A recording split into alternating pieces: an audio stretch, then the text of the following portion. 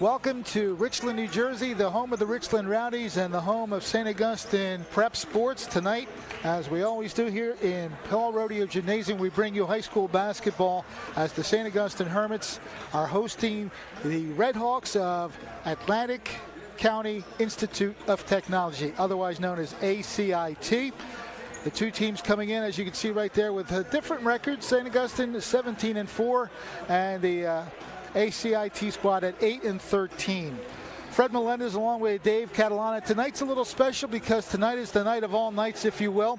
The seniors get honored tonight as this is their last regular season game, and always the last regular season game, the senior night here. So Dave, the senior night is upon us, and we have quite a good group of seniors to send out. Yeah, good group of seniors, 3 senior basketball players. Coach Rodeo also honors his managers. He has 4 senior managers who are going to get their opportunity to actually suit up for the Hermits tonight as well. So big night here at St. Augustine. And of course there will be ceremonies to honor the seniors before the game. And as always, we do have our Coach's Corner to get involved with. So we're going to turn things over to Coach Rodeo and Dave Catalana on Coach's Corner. And we are here in our Coach's Corner. Dave Catalana along with St. Augustine head coach Paul Rodeo. And we have a big night here on SNJ Today here at St. Augustine. It is, not only is it senior night, it's accepted students night. So a lot going on here tonight before the Hermits take on ACIT. But Coach, let's rewind the clock a little bit before our last broadcast here. You've had a difficult week, I think. You know, you've been playing in some of these showcase events, 2 of which, one we had the game against Eastern at the Battle by the Bay, and then this past weekend against Camden. I know you love to play those games because of the competition, but in that case, not happy with the outcome. No, we did not match their intensity against Eastern for whatever the reason be. I mean, the great excuse would be it was a later game, et cetera, but I thought they played with tremendous intensity and did a nice job of setting the tempo. We never even came close to matching it. And Camden, we didn't match their physicality. I thought that they beat us up a little bit, and we did not respond, and give them the credit. They played very, very well. And as you said, it's a good test for us to get ready for the tournament. If we're going to do anything in the tournament, we're going to have to play a little bit better than that. Well, we know that sometimes when you play in those showcase events as you get ready, you can learn a lot about your team. You can make some changes. Sometimes it's in changes in style. Sometimes it's changing personnel, your lineups and all. You know, coming out of a loss, what did you learn about your team that can help you in these next runs? I think there's a couple things. I think one that you and I talk about a lot, and that is style of play. It's up to me now to figure out what is that style that gives us the best chance to move on in the tournament. And I think in my heart I know what we have to do. We'll start to try to practice that and do that and enforce our will onto the teams that we have to play down the stretch. And if we're successful, we'll move on. We have a few league games left here still, tonight's game, but the league schedule for the playoffs has not really been set yet. I think everyone knows the top 4, probably how they're going to be. You look like you're going to be locked into that 3 seed, but you don't know who that first round game is going to be because that second 4 could kind of go any different way. Yeah, we'll find out first thing tomorrow morning. The meeting is tomorrow, so we'll know tomorrow who it'll be, and we'll get ready for them. The thing that I don't like about what they did this year is we're playing Friday night in the first round, and the second round is not until next Thursday. So we're going to be off 6 nights, 6 days to get ready for whoever we get matched up with. Well, you don't know that matchup, but you do know the state tournament. And it's different this year a little bit because a lot of times you've had teams come down from further north that have come down to play, but it sounds like you could possibly have some more local teams coming in to play you here. We'll play our first round game on March 2nd against the winner of Paul VI and Notre Dame from Trenton. And the second round game would be the winner of the Camden Catholic Bishop R game. So our feeling is that it looks like we're going to play Paul VI and then Camden Catholic. Well, those are a little bit down the line. We know we'll get those teams in here. We'll talk a little more about it.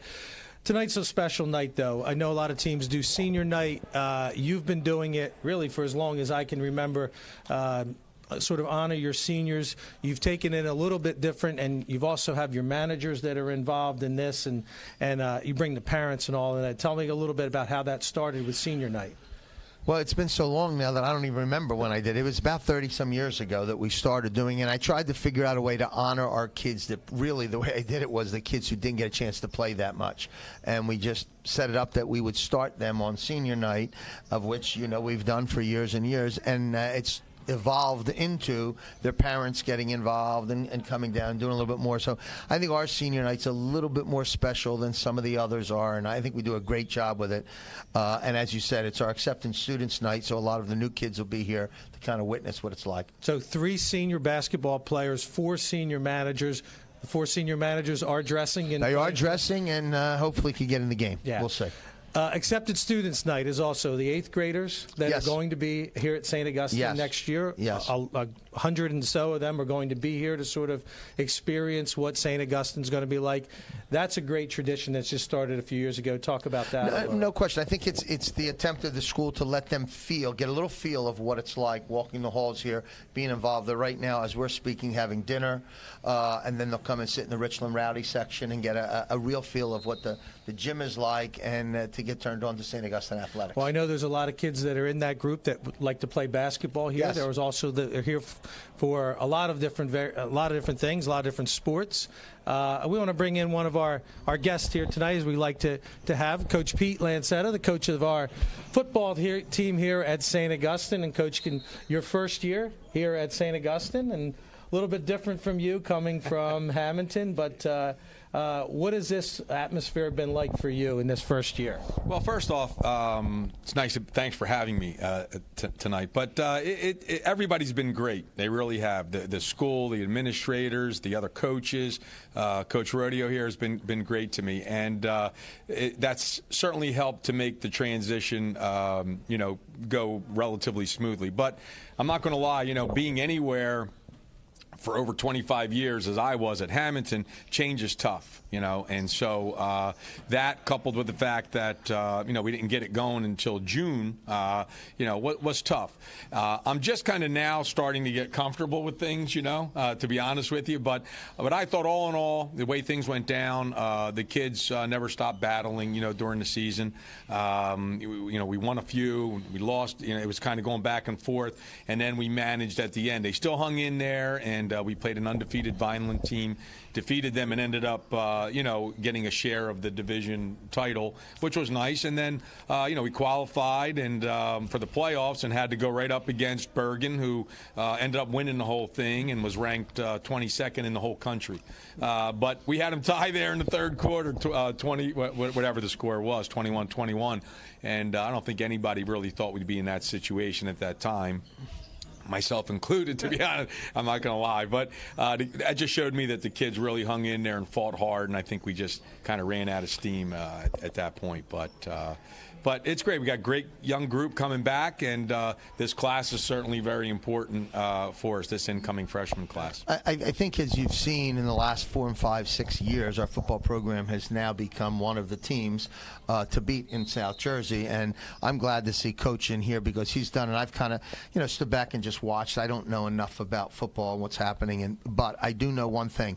He's the kind of guy that you'd want to play for. He's the kind of guy you'd want your kid to play for, and I think when you have that approach, in the long run, good things are going to happen. I think you're going to see us be more successful in football as we've been in the past. Coach, what do you think about this night where, again, I know there's a lot of 8th graders here that you've been out to see over the last year or so. Your staff has been out to see. What is it like to have them, sort of coming in here to this environment here tonight?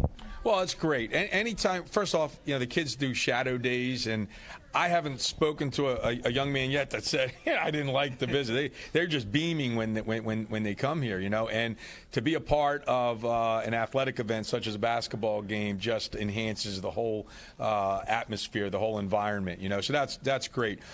Some of the kids we have seen play that are going to be coming here that have been accepted, and there are some that we have not seen play but are coming here to play. So our goal is to have a freshman team, which they haven't had in the last couple of years. So that's one of the first things I said that we were going to do, and in order for us to build our depth going forward. So hopefully we can get that done. Well, I know there's a lot of good basketball coming up tonight. There's a lot of good football players in the building. I know. Well, first of all, Trey Thomas is out there because Trey's son is a freshman here right now. Doesn't play football though. No, not yet. He's going to be a heck of a basketball player though. And did I see a Super Bowl champion in here? Vinny Curry is here, and he'll be introduced before the game tonight. Is a friend of ours and has been connected with our basketball program for the last couple of years. A good friend of mine. It's going to be a great night. St. Augustine taking on ACIT, senior night, accepted students night, and we'll have it for you right here on SNJ. Coach, thanks for being with us. Coach, thanks again. Good luck tonight. Thank you. And now back inside the live gymnasium here at St. Augustine Prep High School, where the Rowdies are getting set. I love the fact that they have all those fat heads ready.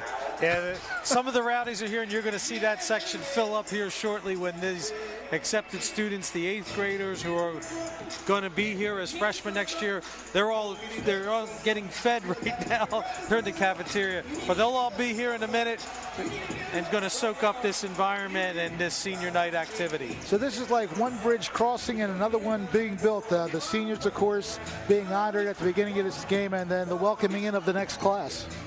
That's what this night's all about then. It's great, and it's a great tradition that they started a few years ago. The administration did with the accepted students, sort of give them, like I said, a flavor of what it's like. And like the seniors sort of on their way out, and then welcoming the young guys here. And listen, I'm sure there's a lot of parents out there who feel the same way, that it was probably just yesterday that these parents and these kids were sitting there as the accepted students, and 4 years go by, and here they are for their senior night. You know, it's amazing how quick time goes. And I turned 60 this year, so I know all about how quickly time goes, Dave. But it is amazing how fast a freshman becomes a senior. Then you get into those college years, and that goes quickly. You got to enjoy it while you're here. You have to enjoy it. And I think St. Augustine does a great job of recognizing that and tries to make it special for the kids and the parents. Because as tonight, you talk about the seniors and the players, the managers and all, but Coach Rodeo goes out of his way to make sure he recognizes the parents, because it's a sacrifice. A lot of them come from such far distances to come to St. Augustine, and a lot of hours basketball practice. These managers going all over South Jersey. So it's a big commitment from the parents, and Coach Rodeo and the administration love to recognize them, and they'll be doing that here tonight. And that was a very cool Coach's Corner you did tonight, because not only did Coach talk about the game and everything, high school, any high school, football and basketball, the program very much intertwined in many places. So to see Pete Lancetta talk about football and the kind of crossover that those two sports have, that was kind of a nice little interview you had there. Well, it was, and Coach has known Pete for a long time. You know, you want to talk about another coaching legend here in South Jersey, albeit at Hamilton. And when they had the opportunity to get him here at St. Augustine, I know Mike Rizzo, the athletic director, was extremely excited about getting Pete Lancetta here at St. Augustine. And of course, the recruiting process the same.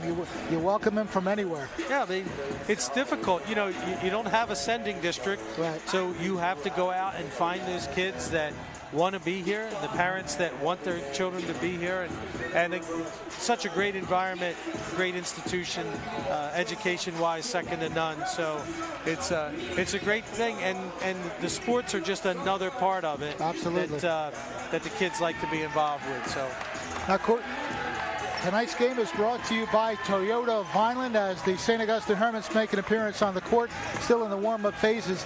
What do you remember most about seniors' nights here? Well, anyone stick out? Back to my coaching days, I just remember there were so many different times during the year. There were games when it was a big game, and I mean against an opponent that maybe we were underdogs, and Coach Rodeo had still always started that senior. It could have been the guy who was the last one on the bench, but he made that commitment, and he would always start the senior no matter what. Sometimes as an assistant you would try to talk him out of it, but he always stuck to that. And then as a parent, my son was a manager here and got to experience it from that side. So he got to play 5 years ago in this game, scored. I mean, it was great because you felt part of the family. And a lot of great events have happened on senior night. We've had guys score their 1,000 points on senior night. Coach Rodeo broke the South Jersey's coaching record on senior night. So a lot of great things happen, and it's just been such a great tradition. Everybody pretty much does it in South Jersey, but Coach Schroeder likes to do it, a little bit different. And he had, like he said in our interview, he's been doing it for so long, he doesn't even remember when he really started. Now, of course, this is the time of year. I like to use the Christmas phrase. It's the most wonderful time of the year. This is the last part of the regular season. This Friday, we have the Cape Atlantic League Tournament playoff game here at the gymnasium. We don't know who St. Augustine's playing yet, but we do know that Friday night is the start of really the tournament season for they'll make that announcement tomorrow. The ADs get together tomorrow. I believe that the 8 teams are probably set who the 8 teams are. There might be some argument going on. It's a big game tonight. St. Joe's playing Pleasantville. I think both of those teams are solidly in. It's just a question of seeding. Right. I think when it comes right down to it, Atlantic City will be 1, Wildwood Catholic 2, St. Augustine 3. And St. Augustine certainly has no argument about that because those teams beat them. St. Joe will probably get the 4. And then those last 4 could be, we know Millville's going to be there. Pleasantville will probably be there.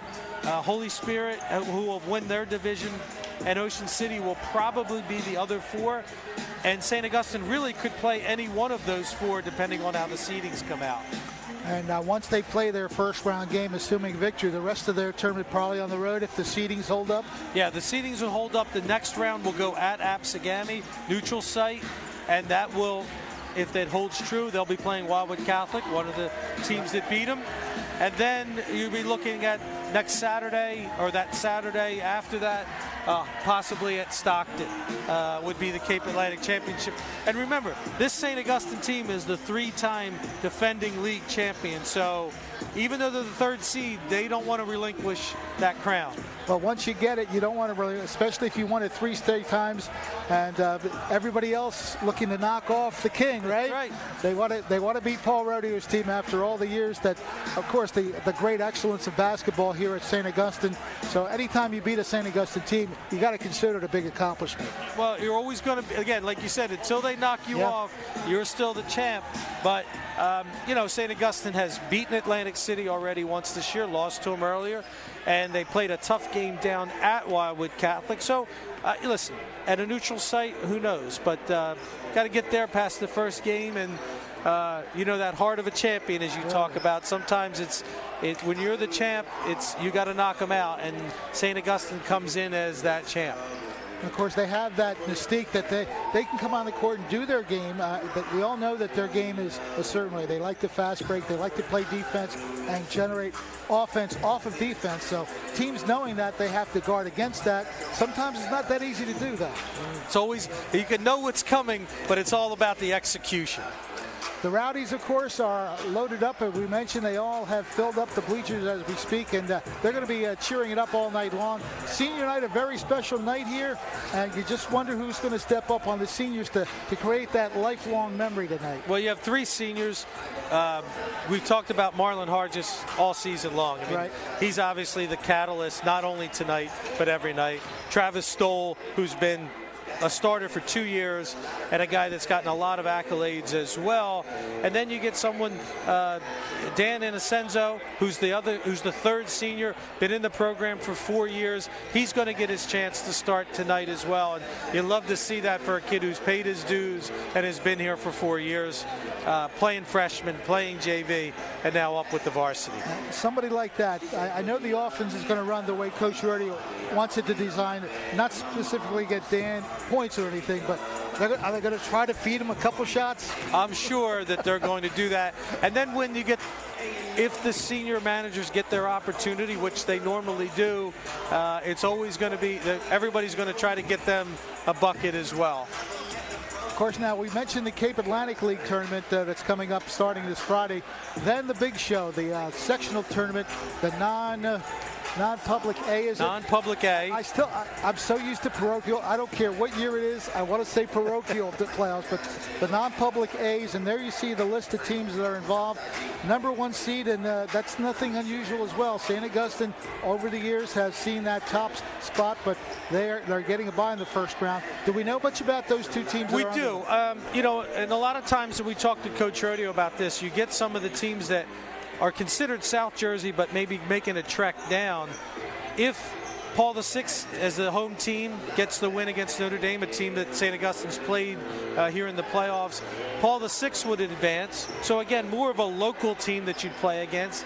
And if the seeds hold as well, you would be looking at Camden Catholic. Another local team knows St. Augustine, plays against them in some of these other events. So you'd be looking at that, possibly Paul VI, Camden Catholic, and then coming out of the other side, Christian Brothers, St. Joe Metuchen. Traditionally, non-public A has been one of the best conferences or groups. This is not that year. This is not, we've seen St. Joe Metuchen be a team, it's had NBA players on it. Obviously, the St. Augustine team over the last couple of years has been one of the best in the state. It's always good. It's probably a step down. And if St. Augustine can get back on track, get back to their game as the number 1 seed, you could see them going through and making another run and making another state final.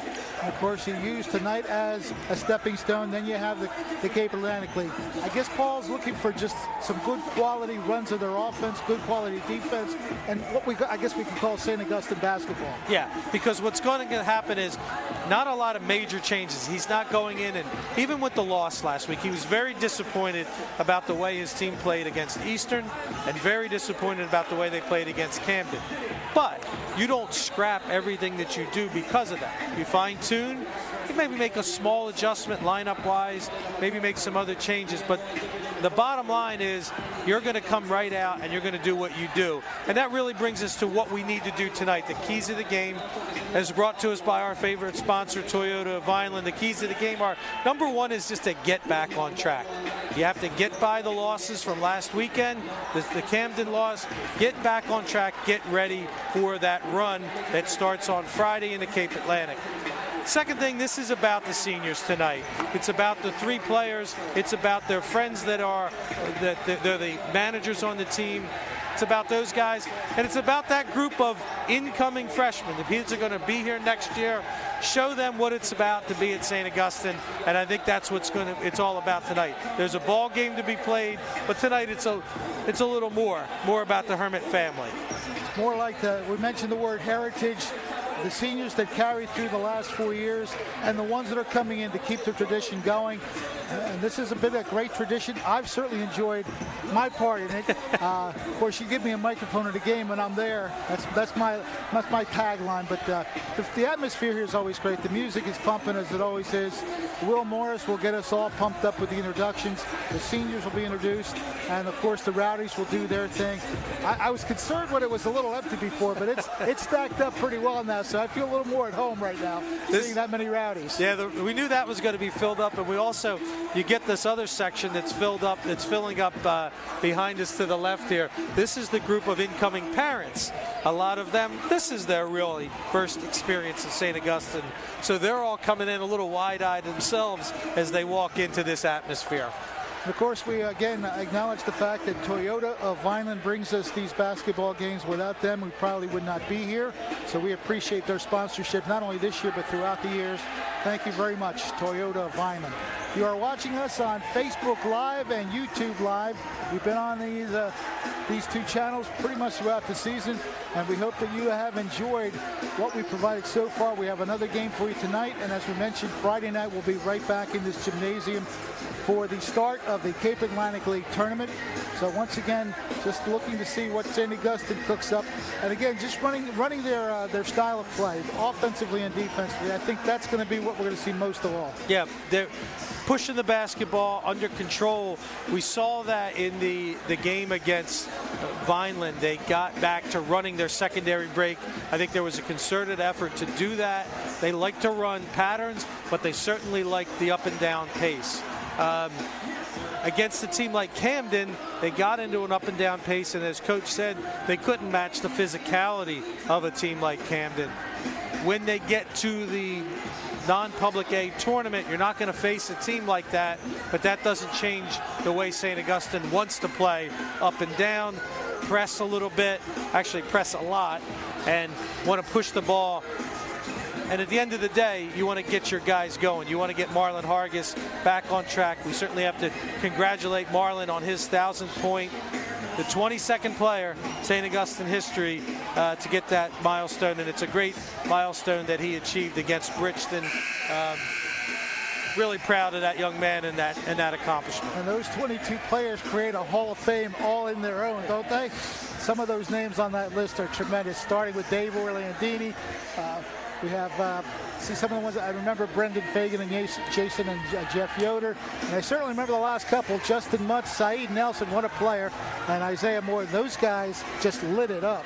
I enjoyed watching those. Oh, and as you said, they sort of set the table for the next guys as they come along. And some of these young guys, maybe even a few of them, someone that's up in that stands right now, they're going to learn from a Marlon Hargis or a Travis Stoll. There's Marlon right there. There's Marlon and Travis and their fat heads. So who knows, another 1,000-point scorer may be among the crowd right there in the Richland Rowdy section. We are set for the start of the festivities here, so we're going to turn our attention over to Will Morris, who always does a great job with what the pregame is all about. So let's catch Will Morris in action. Tonight, we honor our senior basketball players in their final regular season home game. However, on this night, we do not just recognize the players, but their families as well, for their years of dedication to the school and the program. While we are all proud of their accomplishments on the court, we're even more proud of the way these gentlemen represent St. Augustine, with class, with dignity, and with pride. Tonight, we say congratulations, thank you, and best of luck to our graduating seniors, and ask that their parents meet them at center court as they are announced. We'd also like to thank Coach Tom Petrowski and the players and staff of the Atlantic County Institute of Technology for their patience during tonight's presentation. A program such as ours does not have its success without the work of people behind the scenes. It's the players and the coaches that get all the accolades and notoriety, but it's also the players and coaches that know the value of a great staff. Tonight we recognize our 4 senior managers and thank them for their years of service to the program. With his parents Kelly and George Krebs and John Hastings, please welcome senior Jared Hastings.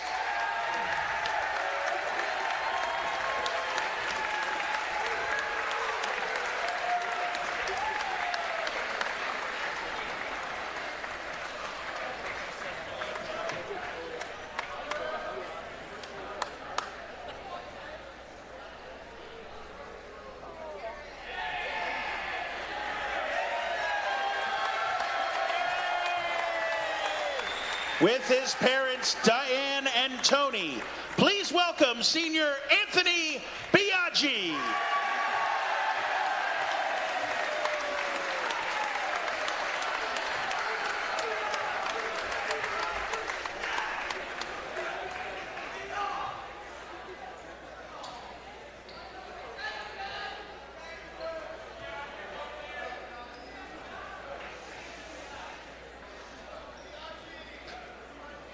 With his parents, Delia and Thomas, and his brother, Christian, please welcome senior Reagan Basil.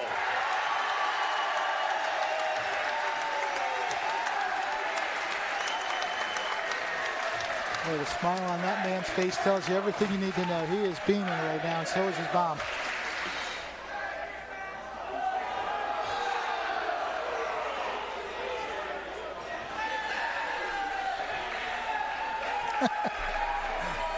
Mom saluting with the his crowd. Parents, Donna and Tom, please welcome senior Tommy Peterson.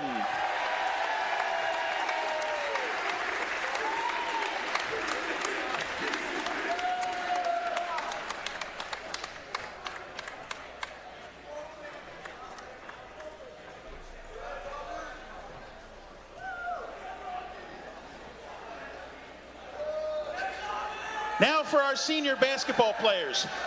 2 of our 3 seniors have been in the Hermit program for the past 4 years. During that 4 years, there's been much success here at St. Augustine with a varsity program that has collected 101 wins against just 11 losses, including only 2 setbacks against Cape Atlantic competition and only 1 loss here in the friendly confines of the Rodeo Gymnasium. They've collected 2 South Jersey championships and 1 non-public A state championship. Later this week, they'll start their quest for that elusive 4th consecutive Cape Atlantic League title.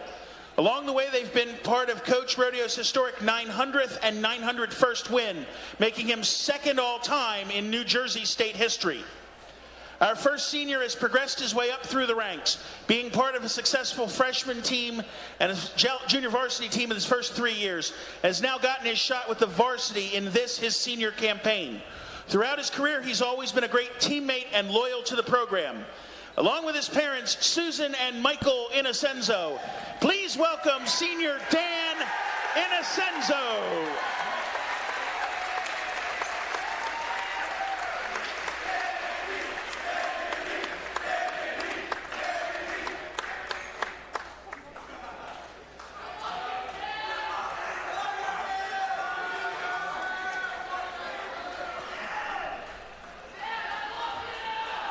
This second senior joined the St. Augustine family for his junior year after spending 2 years at Holy Spirit. He immediately made an impact with the varsity as a starter on last year's 27-3 team that captured the Cape Atlantic and South Jersey championships. His tremendous athletic ability and tireless work ethic has made him an invaluable member of these past 2 Hermit teams. His 3-point play in the last minute of last year's state final capped a tremendous comeback that almost led to back-to-back state crowns. Hermit fans are still talking about his one-handed dunk versus the Eagles of Winslow Township in this season's opener at Ocean City. With his parents, Glenann and Chris Stoll, please welcome senior Travis Stoll.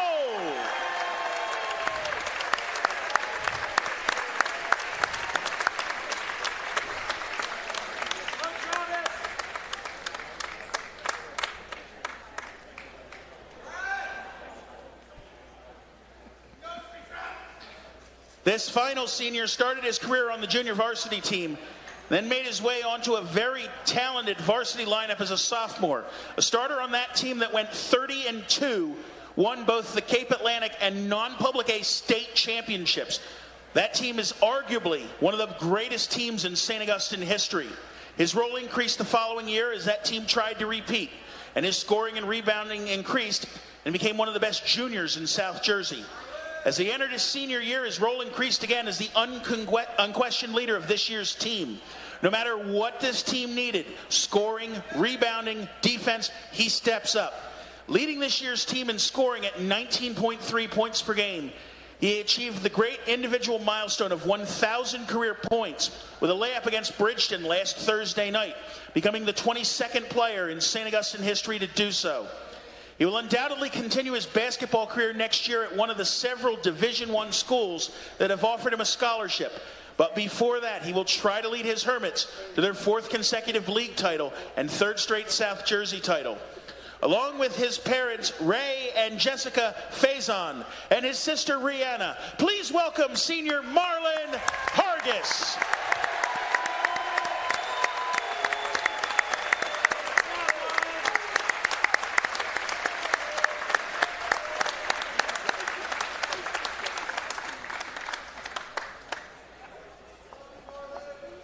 At this time, we have the game ball from that Thursday night against Bridgeton, and we would like to present it right now to Marlon Hargis.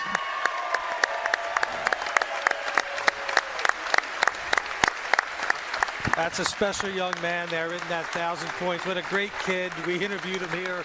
We talked about that before. What a great kid he is, a great teammate, a really solid basketball player. Can't wait to see his career. Ladies and gentlemen, one more warm round of applause for all of our seniors played here at St. Augustine Prep.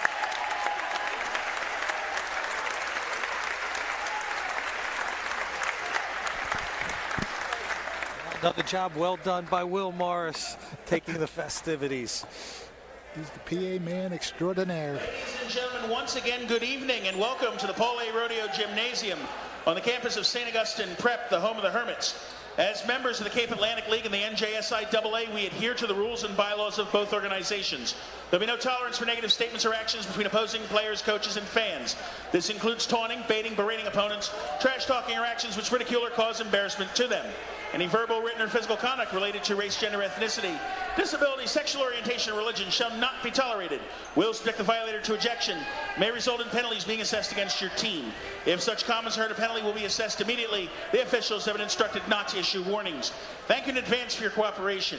This time we ask everyone in attendance to please rise. Gentlemen, please remove any headgear as we honor the United States of America and all those who defend our nation at home and abroad with the singing of our national anthem by St. Augustine's own Testostertones, under the direction of Mr. Matthew Wolf.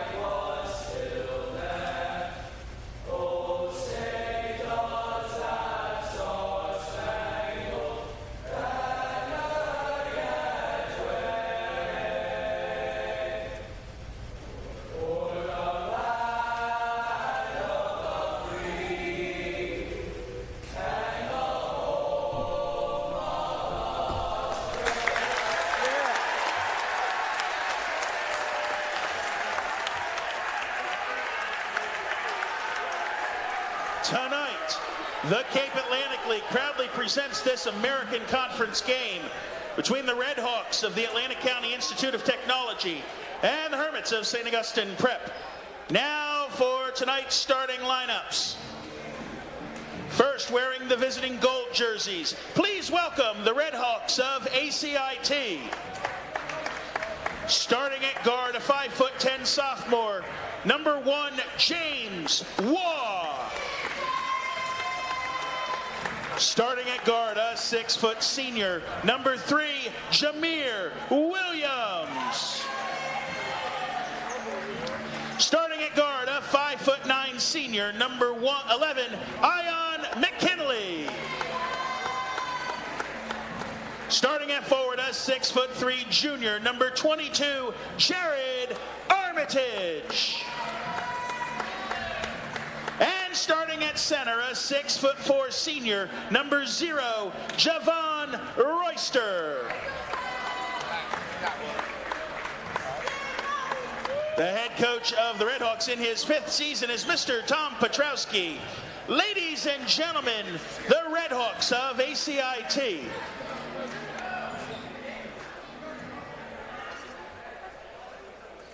Red Hawks coming in at 8-13 against the heavily favored 17-4 Hermits of St. Augustine. And now, wearing the home white jerseys, your Hermits of St. Augustine Prep.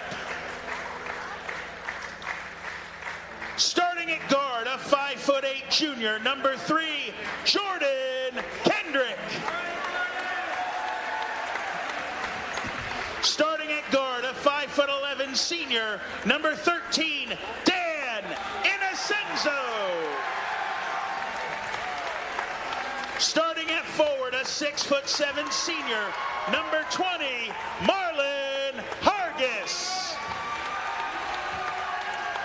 Starting at forward, a 6'2" senior, number 24, Travis Stoll.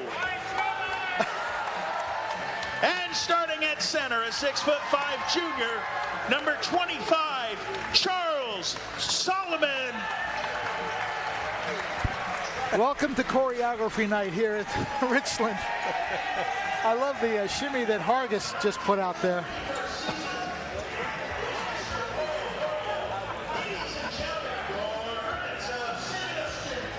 Well, if nothing else, Dave, they are loosey-goosey for this game, so they have the right mentality. They're not uptight about anything. They're ready to play some hoops. Yeah, they are definitely loosey. I love hearing the fans, though, the seniors cheering on their classmates. And I'm sure we'll hear some roars if Dan Inocenzo gets a bucket early here. All right, the Rowdies are ready. We're ready here. Fred Melendez along with Dave Catalana. St. Augustine Prep High School Basketball presented on Facebook Live, SNJ Today, Facebook Live, and on SNJ Today YouTube as well.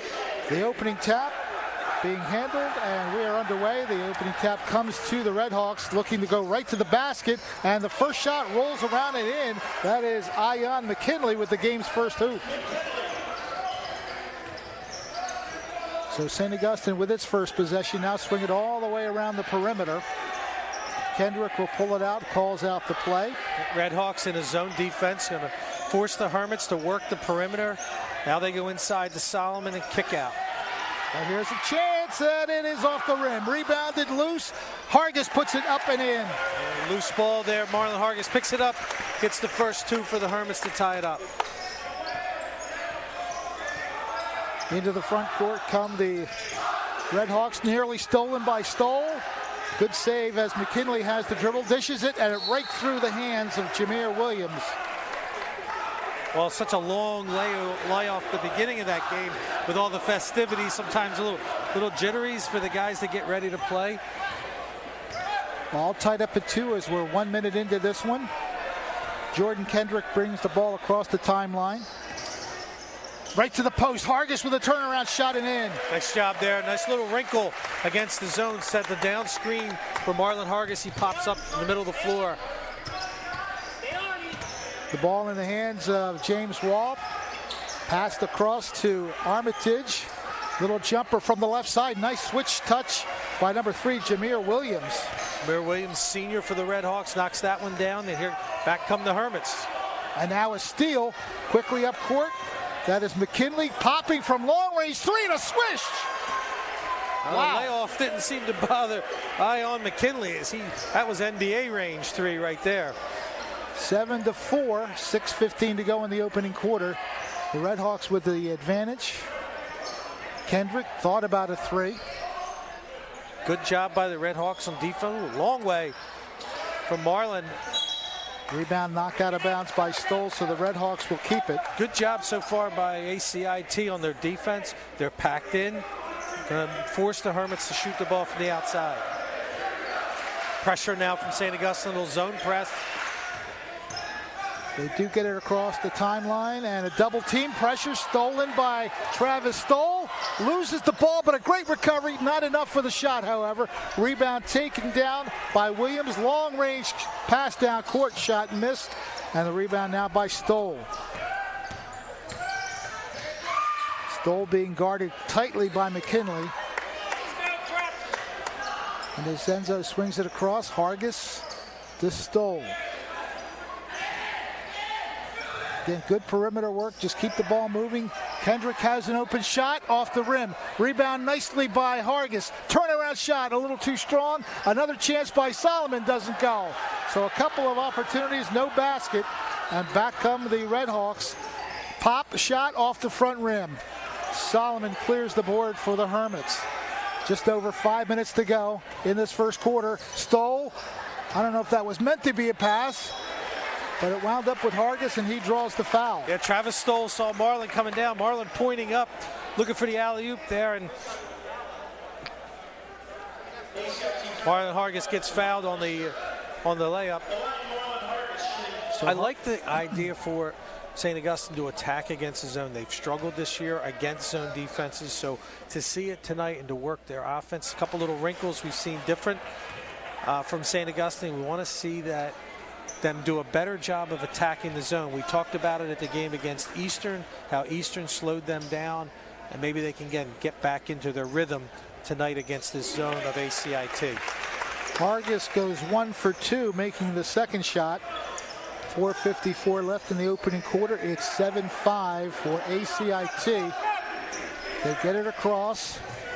Thought about the three, but McKinley pulls it back down. McKinley loses the ball, taken by Solomon.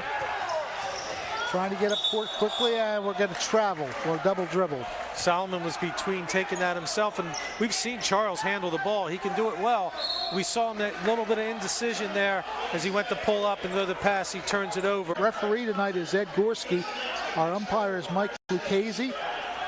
A 7-5 score favoring the visitors from ACIT, but the early game here, as we are brought to you by Toyota of Vineland. Early on here, the Red Hawks doing some good things, some good shots, that three-point range, and all that we're seeing. Well, sometimes you worry about the festivities in St. Augustine, thinking about the senior night and all that's going on. The other guy is here to play a basketball game, so ACIT is here to play, and they've come out strong here in the first quarter with the 7-5 lead. They also have possession here. James Wall gets the ball in to Jameer Williams. In the middle, loose on the floor. Inocenzo saves it, sends away Stoll. Kendrick. Well, that's a kid that's been around the program. Inocenzo diving on the floor for that loose ball to come up with it. Solomon working the baseline, has it blocked and knocked away. And back come the Red Hawks. Shot is up short. Good rebound underneath. Put back by James Wall, and he draws the foul. James Wall running the floor as you see the missed shot here by Jameer Williams. Hermit's all going up for the block shot. No one there to get the rebound. But Wall was there. He follows it up in the foul. So a chance at a three-point play and a 5-point advantage if Wall can deliver from the charity stripe. Kevin Foreman's going to check in for Inocenzo. Shot is good. The lead is 5, 10-5, ACIT. Foreman finds Stoll all the way back out to Kendrick. You don't want to just fire from the outside, but Jordan Kendrick has a jump shot. It's there. That's one I would love to see him take. Nice move. Nice move, gets his own rebound and miss, and does get it to go the second time. Charles Solomon working hard on the baseline, gets his own rebound and scores, and now pressure from Jordan Kendrick. 10-7 the score, favoring the Red Hawks. Getting by, and the ball in the hands of Jameer Wilson. Turnaround jumper, off the rim, rattling, and the rebound cleared by Foreman. He pulls up to the right side, and again, they swing it around. Kendrick likes the three-pointer, and he delivers it. That's the secondary break. That's the one you're supposed to run. It's a good swing to the opposite side. Wide open jump shot for one of the best shooters on the team. That ties the game with just over 3 minutes to go, first quarter. Ball is tipped and out of bounds. It's going to go off of St. Augustine. Again, good hustle there. Kevin Foreman comes into the game and provides that spark. You see the ball slapped away here by St. Augustine. Going to be a St. Augustine timeout here. Pressure from St. Augustine. They're in this zone press, but they're a half a step behind where they need to be on the steal. For example, as they rotate from one side to the other, the middle of the floor is where the offense wants to get the ball. And it's been a couple of times now that the Hermits have been behind that and tried to go for the steal instead of just getting in front and denying that pass. Well, they've gotten the last 5 points, so they tied the game at 10. ACIT will inbound the ball. 2 more substitutions for St. Augustine. Joe Rusher's in, and Cole Vanderslice. So again, Paul Rodeo using his deep bench to his advantage. Inbounded to McKinley. Ion McKinley has it stolen, and a reach-in foul. That'll be called against number 5. I don't have a number 5. That's probably one St. Augustine would rather have not been called, as Solomon was on his way down. But the foul's called. St. Augustine will side inbound. Kevin Foreman now going to be running the point. Good pass underneath, but Royster steals it and brings it back the other way. Good job by recognition by Royster there to get in front and make the steal on the pass inside Hargis. He lost the ball out of bounds, though, and the Hermits get it back. Joe Rusher will inbound the ball for the Hermits. 2:50 left in this opening quarter, all tied at 10. Foreman playing catch with Vanderslice. Thought about going right side. Need to find a seam to attack the seam, make the defense move, and then swing the ball. You just can't go around the perimeter. Vanderslice tees up the three off the back rim. Nice rebound by Rusher. Jumper is skimming in. Nice job by Rusher on the offensive boards. Follows it up. The Hermits now take the lead, 12-10. 7 straight points now for St. Augustine. 12-10. We got a foul against St. Augustine. And they're going to catch Rusher from behind. Looked like Foreman stepped in, but Rusher was behind the play a little. You see his push off. Also grabbing the arm there. So the Redhawks swing into action here as Wall hands off to Royster. Royster from the top of the key looks to drive. Dishes out. Ball is tipped. Collected by Armitage. Shot is blocked by Vanderslice and taken by Vanderslice. Looks to go coast to coast. Oh, great pass. Nice job by Vanderslice there as he found Kevin Foreman diving to the basket. Good pass between the two. You see it here, the nice drop of the dime. What a sequence by Cole Vanderslice. Made it all possible. The Redhawks, a block by Hargis, taken by number 32, that's Nick Leo, but the ball unfortunately goes out of bounds, and I think that adrenaline pump is now favoring St. Augustine. Yeah, going back the other way. The fans are into it. The bench is into it. Vanderslice come off, as you said, both ends of the floor making something happen. Redhawks with the dribble, trailing 14-10. Shot from the right corner off the rim. Vanderslice clears the board. Hermits come back the other way. 1:15 left opening period. They swing it to Rusher. Now they'll just set up the play, go through the rotation.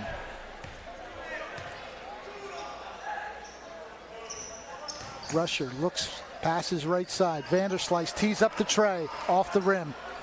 Nice rebound by McKinley, brings it back the other way for the Redhawks. Oh, looked like he carried that. Didn't get called. Wall with the dribble, passes it outside. Williams, now a three-pointer that's going to be short. Vanderslice almost had the rebound. It's pulled down by James Wall, and they're going to call a jump ball. The arrow favors the Hermits. Travis going to return to the game for Marlon Hargis. 36 seconds. Look for the Hermits to hold for the last one here. Rusher at the point. 30 seconds left. 9-point run by the Hermits. They're looking to make it double-digit run if they could score here.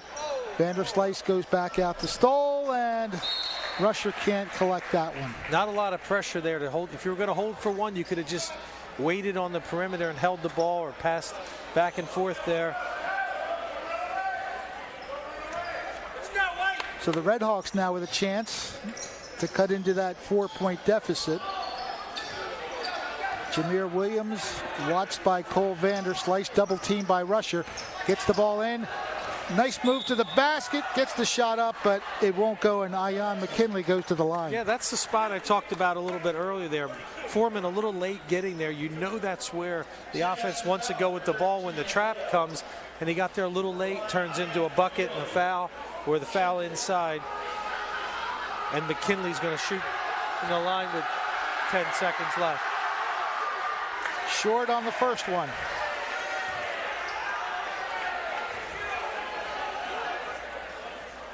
McKinley with 5 points for the Redhawks. The Rowdies trying to distract, and they do a good job of it. Whistle, and is that a lane violation? Right, lane violation. Yeah. We're going to shoot again. Looked like he said 32. That would be Nick Leo. So Ion McKinley gets a do-over on the second shot. And that one is good. breaking a 9-point run by the Hermits, 14-11. Final 5 seconds of the quarter. Vanderslice with a long-range three off the rim, rebounded by Foreman, but that'll do it. So a good recovery by St. Augustine, down 10-5 early. They scored 9 in a row and built up a 3-point lead after 1 quarter. A little slow start for the Hermits. They came out, but give ACIT credit. They came out ready to play, took an early lead. Hermits able to come back. Tonight's game brought to you by Toyota of Vineland. Always a pleasure to have them on board, and it's always a pleasure to be here with you, the entire crew here at SNJ Today. Yours truly, Fred Melendez, Dave Catalana, and that man right there at the helm of the Hermits. 41 years on the sideline. Not this sideline. This building hasn't been here quite that long. Still as energetic as he always has been. I can tell you, it's always a different challenge. It's a different group of kids, but he's just a constant on the way he approaches the game. Well, it's great to love what you do, and there's no question Paul Rodeo loves to coach basketball at St. Augustine, so he will be here for a little while longer, I would assume. Well, judging by, like we've talked about, this freshman class that he has this year, and as we said, who knows who's sitting up in those stands and who Paul's got coming in next year, but a really talented freshman class. Matter of fact, as I say that, Matt Delaney checks in, one of those freshmen they talked about. So I think Paul's going to be real comfortable sitting in that seat for the next few years for sure. Okay, Solomon and Hargis are out there, but Chris Allen, Travis Stoll, and Delaney, as we mentioned. Meanwhile, Williams looking to drive, going down and reaching in. Unfortunately, that is number 25. That's Solomon. Nice to see Chris Allen out there. I think the last time we saw him, they were taking him off, taping him up at Vineland High. He hurt his ankle. Looks like he's fine. Wall passes it back, looking for the shot. Nowhere to go is Armitage. Ball goes out of bounds off St. Augustine. So the Redhawks will inbound it underneath their basket once again. Hermits staying man-to-man, inbound underneath. Trying to keep that pressure up. Williams, Stoll reaching in.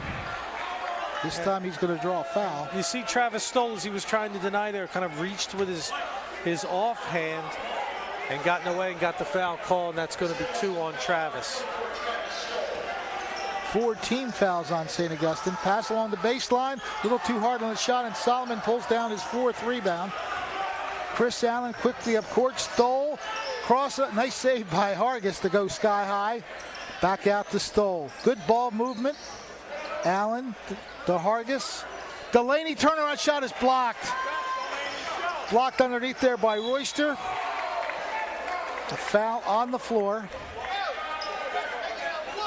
Well, Solomon has been very active. He always is, but very active on the offensive glass tonight. You see him pick this one up, and as he goes back up, they're going to call the foul on the reach there. St. Augustine's going to inbound. Chris Allen will handle the chore of getting the ball in play. Nice pass to Delaney, and it's a basket. That's how you do it. Yeah, and Matt Delaney ready to go. His hands were up, ready, and as soon as he caught it, made his quick move to the basket. 16-11. Just over 7 minutes left in the second quarter. Waugh driving, doesn't go. Rebound taken away by Stoll the other way. Quickly up court, Hargis gets the shot up. It doesn't go, but he does go to the line for 2. Uses his body well to draw the contact and tries to get the layup for the 3.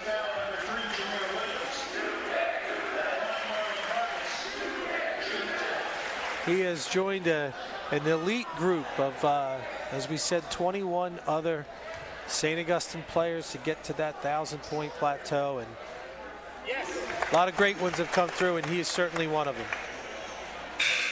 He's a classic example of very, very calm, mild-mannered, very well-mannered child away from the basketball. Put him in the court, different personality. But that's what you like to see. And he is going to be a 2 for 2. 18-11, stretching out the lead to 7 now. The Hermits over the Redhawks. Good spin move to save it, but Delaney gets it the other way. Quickly up court, alley-ooping to Solomon. Spin move, basket. Nice little quick spin move from Charles Solomon right there. As he caught it, comes down, goes right back up strong. Hermits have opened their lead to 9. 20-11, 6.5 minutes before halftime. Royster loses it. Solomon brings it back up court, goes the distance and lays it up and in. And Red Hawks are going to take a timeout. St. Augustine's run off a run of their own here, and it's all started, Fred, from their defense. Their defense has turned it up a notch. They make a steal, deflection, whatever it happens to be, rebounding the ball. And when they've done that on defense, that fuels their offense. We've seen it time and time again, and that is the case. If they scored 8 unanswered points here in the second quarter to build up that 22-11 lead, and you felt that timeout coming. Tom Petrowski trying to get his troops back in order a little bit to at least get a basket to cut this lead down and at least break that spree that St. Augustine is on.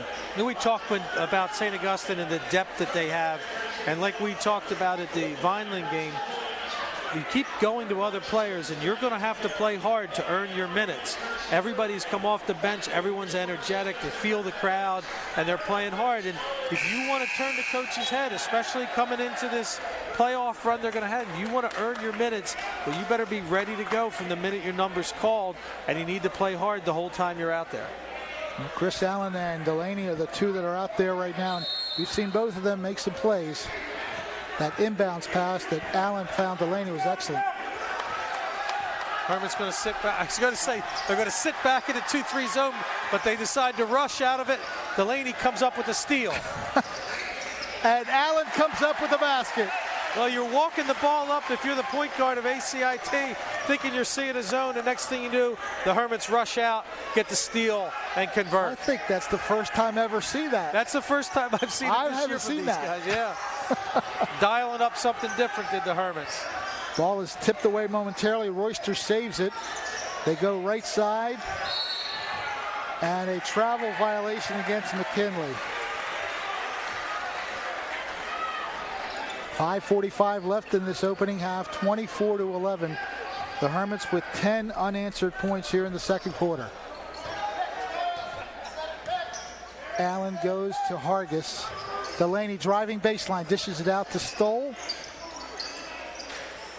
Has Marlin on the opposite wing. Well, when you see it, take it, and the seam parted just enough for Travis Stoll to take it to the hole. Got to attack that seam just like Travis did right there. Finds his lane to the basket and lays it up.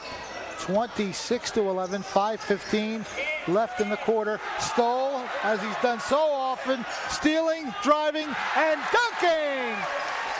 He measured it up. I was wanting to see what Travis was going to do with that.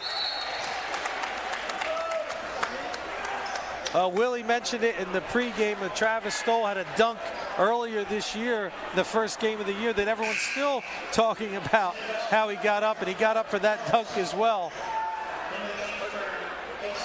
And just that quickly, it is 28-11. The Hermits have doubled up their first quarter score on a 14-point run here, just 3 minutes into the second quarter. Waugh, nice pass to the post. Shot is up and good. Good dish from Waugh. Breaks that drought for the Red Hawks. Great pass and finish. Solomon goes back out to Stoll. Allen finds Solomon a foul before the drive to the basket.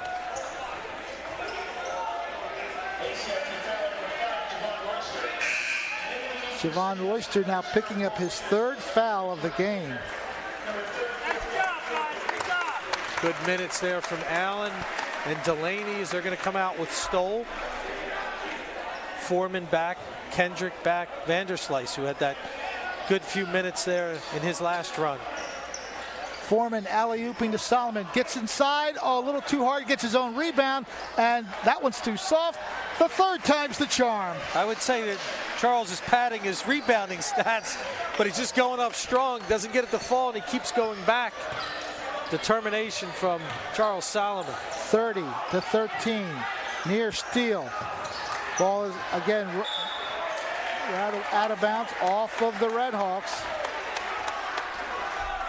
New player in the game is Maurice Ward, number 20 for ACIT. We approach the 4-minute mark halfway through the second quarter. 30-13, the Hermits with the advantage. Kendrick passing to Hargis right there on the baseline. It doesn't go. The rebound taken down by number 22. That's Jared Armitage. Wall looking for some space, and they call the travel. It looked like he might have bumped on Kevin Foreman there, but the walk had occurred before the bump. Hermit's going to bring it back with 3:40. Hargis has the basketball, dribbles it into the front court. Looking to drive left side. Switches with Vanderslice. Ball is lost. And Maurice Ward brings it up court into the hands of Ian McKinley. Wall with the dribble. Put up the shot, and it bounces in, so Maurice Ward makes his first basket. Yeah, the nice backdoor cut again, and Wall with a nice pass. Hargis driving through, gets it to go off the glass. A sweet move by Marlin. A little hesitation, Euro step, drop step, and head up strong from Marlon Hargis. The lead is 17, 32-15. James Wall with the dribble, hands off to Ward. Turnaround shot, a little too strong, and Solomon has another rebound. Charles Solomon passes to Vanderslice. Cole passing to the post, and well, not quite a dunk, a nice easy lay-in, if you will. Nice pass from Vanderslice again, finding Hargis. The lead is 19 with 2:20 left. Wall gives up the dribble, finds Ward. Maurice sends it back to James Wall, looking to drive from the left. It's knocked away. Solomon got something in the eye because he's down, trying to. He's down for a while. He got it poked in the eye or something. Either hit the nose, but he is on the floor just covering his left eye. Yeah, that might have been from his own teammate actually there that he got knocked in the eye. Solomon's going up. Yeah, Yep. It looks like Vanderslice coming down. Inadvertently caught Charles in the eye. Trainer Matt Pinio on top of it. It's amazing Check him out. how many times you see friendly fire in sports, right? So he'll get a breather. Matt Delaney's going to check back in. Hopefully it's nothing serious for Charles. 121 seconds left in this first half. Meanwhile, some foul shots coming up. Javon Royster gets the first one.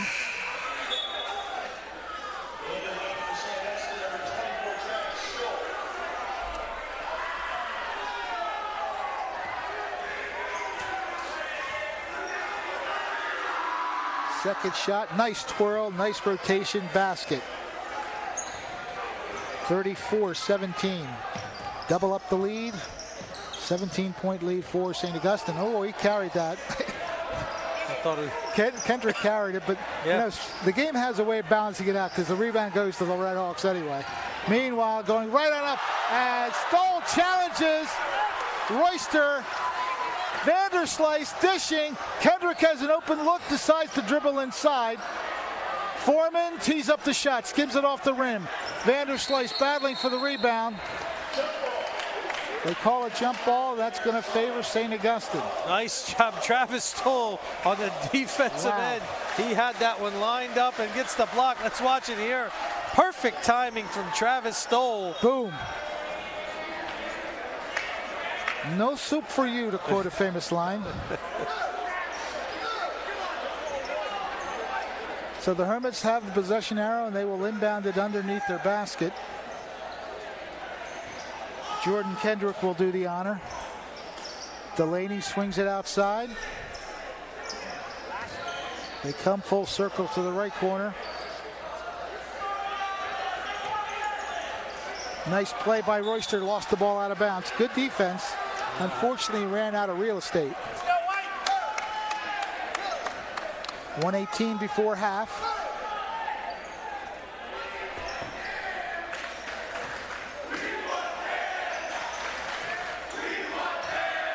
To the basket, Delaney. He's going to the free throw line. Delaney using his body, gets position, going up. Doesn't get the roll in the shot, but he's going to earn him at the line. 2 free throws coming up for Matt Delaney. Swishes the first one. See a lot of Villanova sweatshirts in the audience all the time. I'm sure Matt's got a few of those at home. His brother Tim, a member of that vaunted Wildcats basketball team. Is Nakem Oda going to check? We saw earlier in the year Nakem had an injury as well. He also had an illness, didn't play against Camden. Going to get him back out there now. Hopefully he can get himself rounded back into shape for the playoff run. James Wall brings it across the timeline in a hurry. Dishes across to Maurice Ward. Ward driving, a little high shot. He just threw it up. And the rebound comes down to Delaney. Vanderslice lays it up and in. The play, nice feet ahead. Delaney to Vanderslice. 38-17, 50 seconds left before the intermission. The Rowdies trying to affect the mentality. Well, they do get it to shoot, but it goes down. So in your face, as they say. Well, he beat the buzzer, the artificial buzzer, but he nailed the three. Nice shot there by Ion. It's all about atmosphere, isn't it, Dave? Great atmosphere here at Richland. Meanwhile, Delaney battling, and I believe he draws the foul. Good post move by Delaney, moves back to his right, puts up, gets the foul. That's the first foul on James Wall.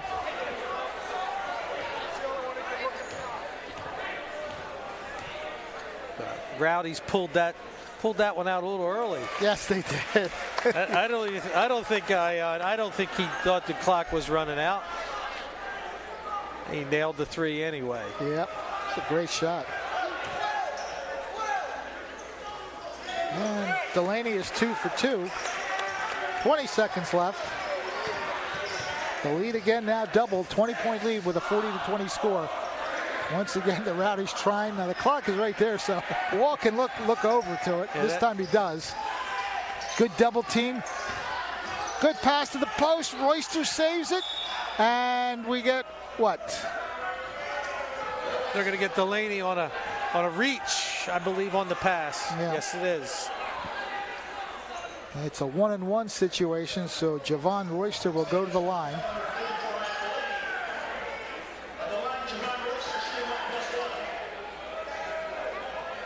Two seconds left on the clock.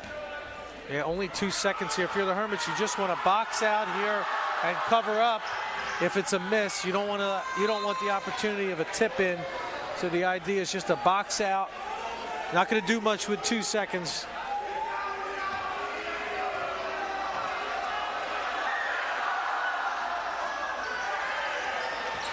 Foreman collects the miss on the rebound, and that'll bring us to the end of the first half. Well, if anybody was going to make it, it was Vanderslice. He's got that pitching arm. Cole Vanderslice, one of the best pitchers here at St. Augustine. He didn't get the chance to heave it down the court, but nonetheless, a very good first half, we should say. They start out a little slow, but they got their gear in motion, and they come away with a big lead here, 40-21. Toyota of Vineland is our sponsor. I think we're going to take a brief pause here, total up some numbers. There you have it, Toyota of Vineland. We'll be back momentarily here on Facebook Live and on YouTube. SNJ Today, covering basketball here at Richland for the St. Augustine Hermits.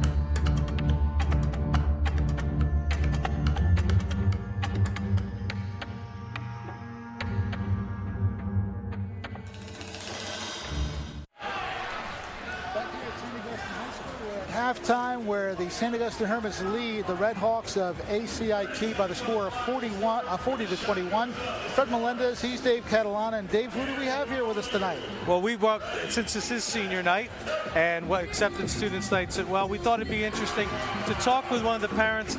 This is Glenn Ann Stoll, the mother of senior Travis Stoll. Thank you for joining us. We appreciate you coming out and doing this for us. Tell us a little bit about this atmosphere at St. Augustine, the senior night, when they involve the parents in it, and what it's like to be the parent of a St. Augustine player. Well, I think someone gave me some great advice when I came to St. Augustine, and frankly it is that St. Augustine makes it really easy to be a parent. High school kids can be challenging, but the faculty and the administration of the St. Augustine Prep really, they embrace the children here and they embrace the kids. The atmosphere tonight's electric. There's a ton of accepted students here, a lot of energy in the room. It's a lot of fun. Well, as we said, Travis has been here for 2 years. He transferred in from Holy Spirit, so you have a little bit of a different perspective coming from there. But just the idea of it's now his senior year. How fast did those 4 years go by for you with Travis? Unbelievable. They really did. I just said that today to someone. The time really flies by. The fact that we're here tonight celebrating the seniors, not just my son, but there's 6 other seniors, and it's just been a great experience to watch the progression. I'm sorry, I'm watching the 3-point shot here. That's a lot okay. of fun. That's okay. This is another interesting. You didn't get to experience this, and Travis didn't, as an accepted student coming in. But right. You see all the other parents walking in, and I had to laugh because you see the young 8th graders coming in, but you also see the parents walking in. They're a little wide-eyed too. What was that feeling like for you coming into this environment in this school?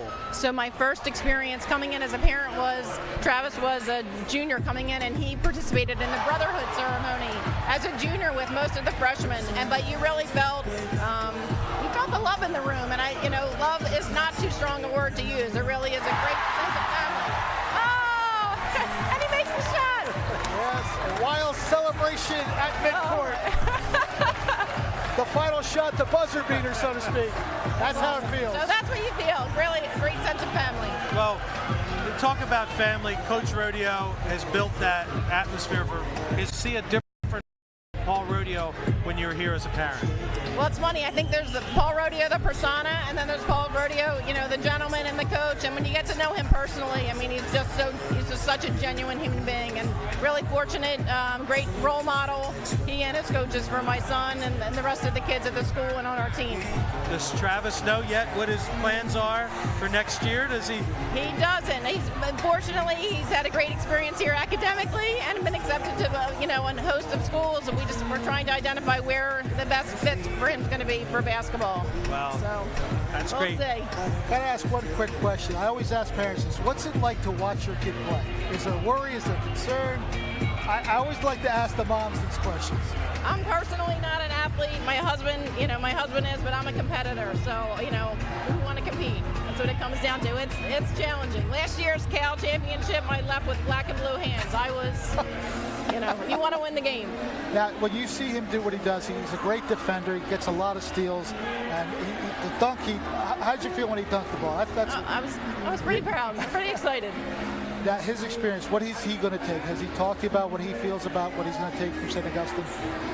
Well, first and foremost, I think the difference, when he came here, he really saw, teachers that really engaged him, and the turnaround in his academics has been unbelievable. So he wants to study accounting, and he wants to play college ball. So he's got to find a place where he can, have a happy marriage and balance those two things. Well, I can say from our standpoint, it's been a pleasure really watching him the last 2 years. He's fit in so well with these guys, coming into a tough situation where some really good teams that he's come in, he's fit right in. He was a great piece on that team last year, and he's really proven it again this year. It's been a pleasure to watch him. Thank you. And you know what? He still talks to Austin quite a bit, so they've developed a nice friendship, and Austin's been a good mentor for him. So well, that's great.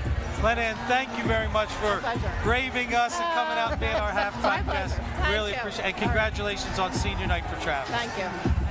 Thanks, Glenn. Of course, a lot of people shy away from the microphone, so I applaud you for that. Good job. And a good job being done by the St. Augustine Hermits today. The senior night looking like it's going to be a pretty rousing success. It started off slow, Dave, but once they got their feet under them, and you mentioned all the pregame festivities out, and they got down to playing basketball, that's exactly what they did. At the end of the day, it's a game. Yep. It's still a game. You didn't, ACIT is here to play. They're here to compete, and they did that early on. A little bit of a wake-up call for St. Augustine to say, hey, let's take care of business, which was one of the things that we talked about. Get yourself back on the roll. Get ready for the Cape Atlantic League playoffs. And, you want to talk about a team that 3 years in a row has won the Cape Atlantic League, so they don't want to give that up. To have a 4-year for someone like Marlon Hargis, who was probably sitting on the end of the bench that first year that they won the Cape, I'm going to say he was because he was a starter on the JV, so he was probably up. And then for 3 years as a starter, he's not going to let that go easily. Well, the Rowdies have been entertaining tonight, but one thing that I appreciate from Mrs. Stoll saying there was mentioning the former player, Austin Kennedy. That kind of thing is, I'm sure that there's such a fraternity here at when you create the friendships that you do here, they last a lifetime, don't they? They do, and again, I'm sure it's very similar with other schools and other programs and all. But there's something about the St. Augustine, as she said, brotherhood. They use that word a lot, and I think the reason for that is so many of these guys come from different areas. It's not the guys who played in the same leagues or the same teams, same schools growing up.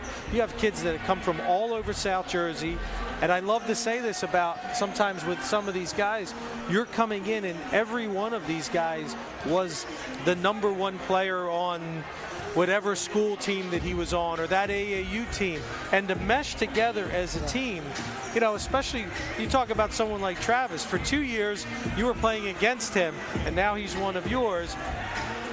But Paul Rodeo has always had that mentality of when you're with us and you're a part of us, you're in it for life. And that's really what you see as these kids grow through their 4 years here and then beyond, as Glenn Ann mentioned. Toyota of Vineland, our sponsor for tonight's game here on SNJ Today Facebook Live and on YouTube Live as well. Those guys right there make it happen for us, so we have the microphones in our faces for that reason. They provide the sponsorship that allows us to bring you these games. And once again, the thing I also want to mention about St. Augustine basketball, you mentioned that everybody contributes. I've never seen any, and ego is a strong word, but there's no single-mindedness among these players. It's genuine team play. Well, you really can't be in a program like this, and like I said, it's not, it's nothing special that Paul Rodeo does. It's just when you come into the program as a young kid and you see these older guys, they've all given it themselves. I mean, they give up scoring sometimes. They turn themselves into a different player. They give up playing time because they know what the whole goal is going to be. So when you come in as a highly talented player, you're going to find your way, and sometimes it's not as a scorer all the time. I can remember kids that have come in and on lower levels been big-time scorers. Next thing you know, they're the defensive stopper. They're the kid that does that. And it's a culture that you need to buy into. If you want to be successful here, you're going to buy into it. And we've seen so many kids through, just think of the years that you and I have done games and the growth that some of these young guys have had. And it's just a marvelous thing to watch, and that's why doing these games is such a pleasure, because you see the team atmosphere. It's never about one player. It's about an entire group of players. And the players that check in are equally talented and equally skilled, and they are equally motivated to see each other succeed. And I think that's the biggest reason why so many wins have happened here. Yeah. And the other thing is about being all for one. There's that brotherhood of the players, but there's that, I don't even know what term you use, parenthood of these parents. I mean, they go through a lot together between travel and everything else. This team went to San Diego. A lot of the parents went, and they have such a great bond as well. So I love seeing this senior night when they can all come together. And, it's not the last hurrah. It's the last home game, last regular season home game, because they're hoping to have a few more of these celebrations. They're hoping to have a big Cape Atlantic League game here. We know it's Friday. There's going to be at least one state tournament game here, hopefully two. and they'll be around for all that. And then, of course, they travel well. When it's time to move on to hopefully Jackson Liberty and then again on to the state final, the Hermit fans and those Hermit parents are going to be there. Just looking at the scoreboard here, look, 9 different players got on the scoreboard. That again is the indication that this team is well-rounded. They look for different players to score, and they are led, as they have been throughout the season, by Marlon Hargis. He has 11 points on the night. He is the lone double-digit scorer for St. Augustine. Matt Delaney scoring all 6 of his points in the second quarter. An 8-point effort by Charles Solomon. Solomon also with 7 rebounds, so he has played close to a double-double with the rebounds and the points. 3 points for Jordan Kendrick and 2 points apiece for Cole Vanderslice, Chris Allen, Joe Rusher, and Kevin Foreman. Meanwhile, the Red Hawks of ACIT are being led by Ian McKinley. He matches Hargis with 11 points, so they're tied for team honors. The rest of the scoring for ACIT, 3 points apiece for Javon Royster and James Wall, and a basket each for Jameer Williams and Maurice Ward, who came in off the bench to score his basket. So a pretty good run, a 14-point run to start the second quarter that turned this game the way it is right now with a 19-point advantage. I see Paul Rodeo on the bench. He's got his tie off. Why? I don't remember a reason for him to yank the tie off in this one so far, but it's off. And we're back. He's just getting comfortable. That's what he's doing, getting cozy on the bench there, enjoying his team with a 40-21 lead as the Red Hawks begin the possession. Pass down low. Armitage sends it back out. It deflects off of St. Augustine, so the Red Hawks still in possession. Once again, Fred Melendez and Dave Catalana here on Facebook Live, SNJ Today, and YouTube. Brought to you by Toyota of Vineland. James Wall being guarded by Chris Allen. Good pass, shot from the left side, rebounded eventually by Travis Stoll. Chris Allen looking for the seam, finds it, goes to the hole. It would not have counted apparently as they wave off the shot. Chris Allen has had an interesting year. There have been certain games he's come in, he's played more minutes in some games than others, and he always seems to be making a play. There's a nice inbounds play from Allen right there. He could be the kind of kid that plays a key role down the stretch and in the playoffs for St. Augustine. So Hargis gets his own rebound and puts it in. First basket of the second half, and once again it's a double-point advantage, 21-point advantage, and it's 42-21. Passed inside, it's going to go out of bounds. St. Augustine will get the basketball.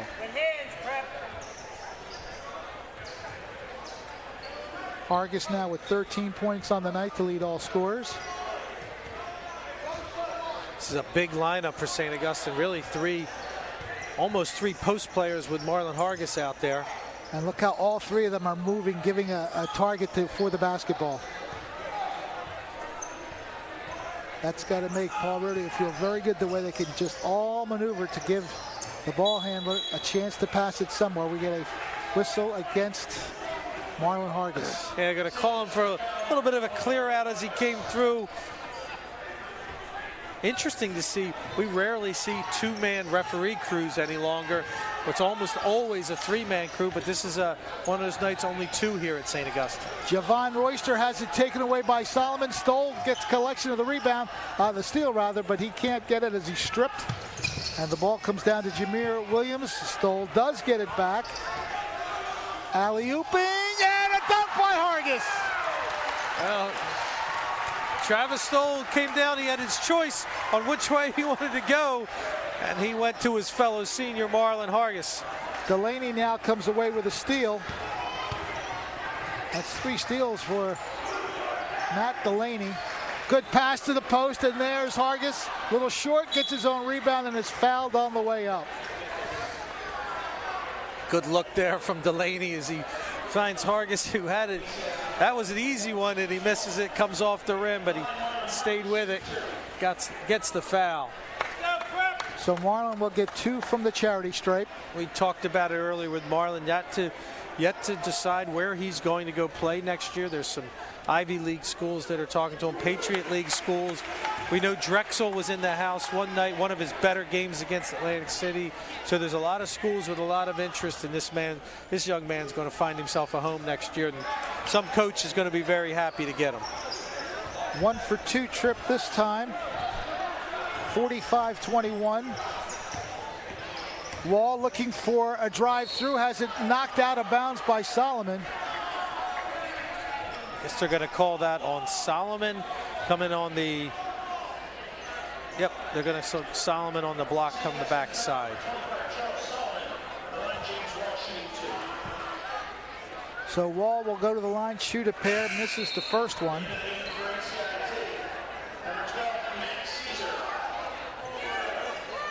.550 left in the third quarter.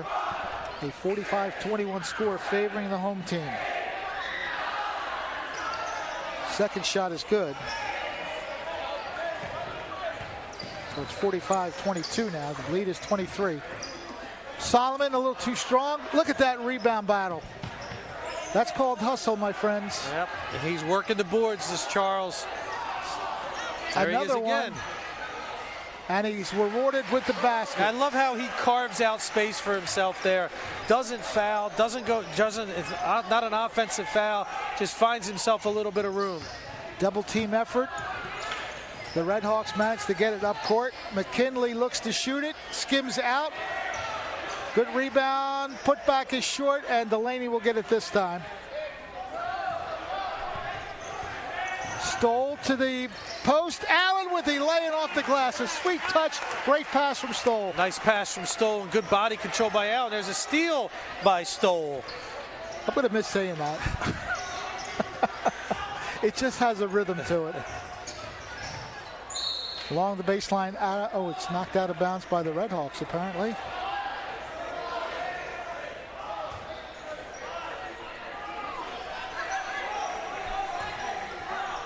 So Chris Allen will inbound it. Delaney swings it out to Travis Stoll. Thought about an alley-oop. Does get it to Hargis, very uncontested. Well, you were right there. There was a setup for the alley-oop. They didn't run it all the way through, but they still get the bucket. Now a blocking foul against the Hermits. Solomon again, a little over-aggressive on the trap. It's going to be 3 on Charles.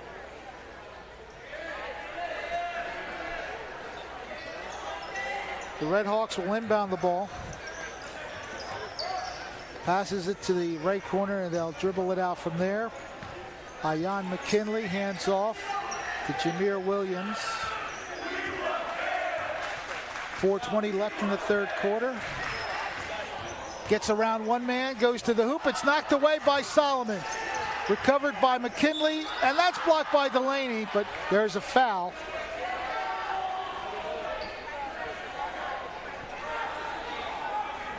So we have, that's actually Jared Armitage going to the line, number 22.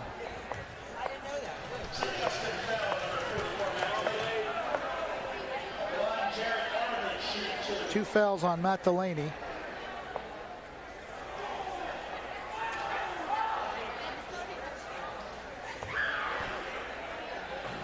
It's going to be a 5-for-5 substitution for St. Augustine.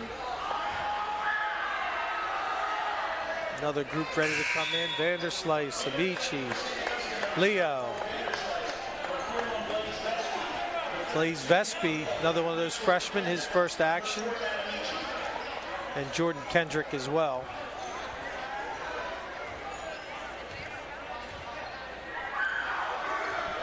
That one's off the back of the rim. And the rebound comes down to Matt Amici.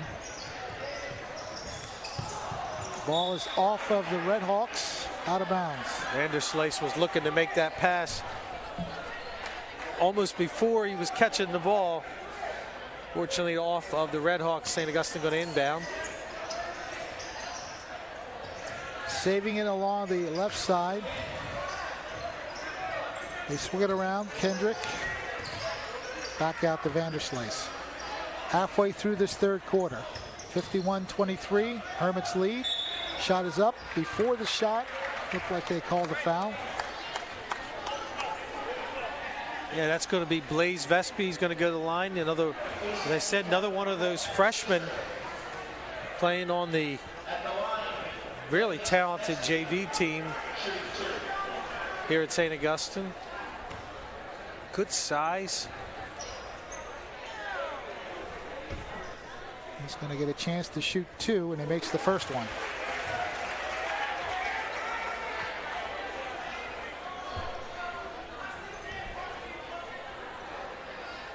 Looking to make it a 2-for-2 effort.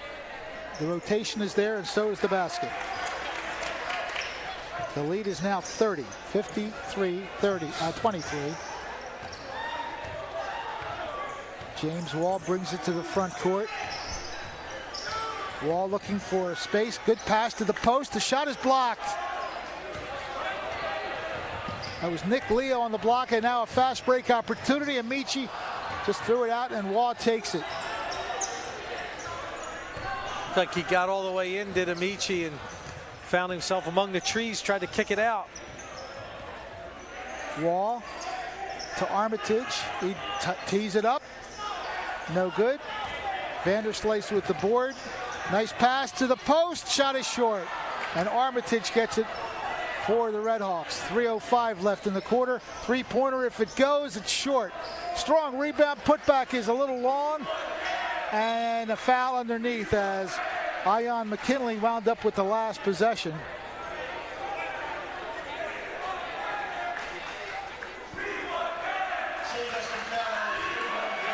The Rowdies trying to work on Coach Rodeo's substitutions here as they're chanting for Dan Incenzo. Well, that's another tradition that never dies, right? The Rowdies want certain players to come out on the court and make an appearance.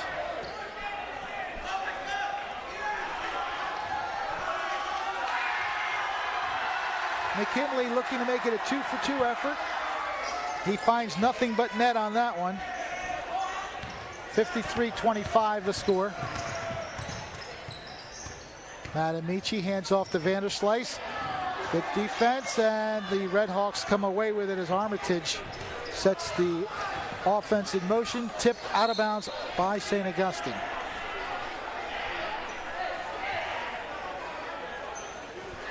Coach Rodeo has not given in to the Hermits, to the Rowdies, so now they're going to get louder.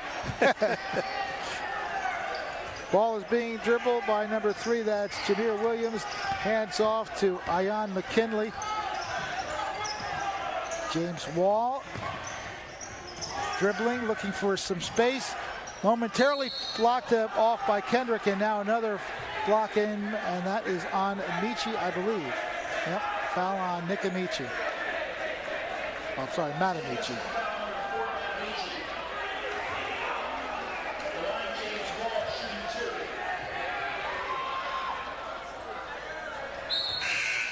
The first shot rims out.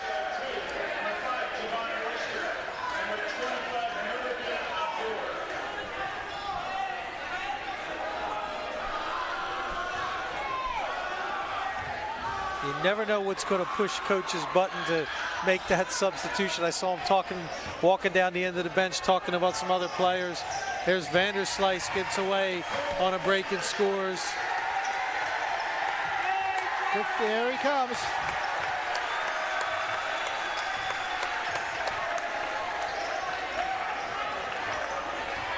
Just about 2 minutes left in the third quarter. A 30-point advantage for the Hermits. It's 55-25. James Wall hands off. Jameer Williams, watched by his number 3 counterpart, Kendrick. Stayed with him the whole time. Pop shot off to the left. Rebound cleared by Vanderslice. Kendrick has his shot blocked, but there's Amici to put it back in. Great job by Matt Amici. Running the floor, going to pick it up. St. Augustine's going to call a 30-second timeout. This is a substitution timeout. So the Rowdies are getting Dan Incenzo back, but they're also going to get Jared Hastings, who's going to...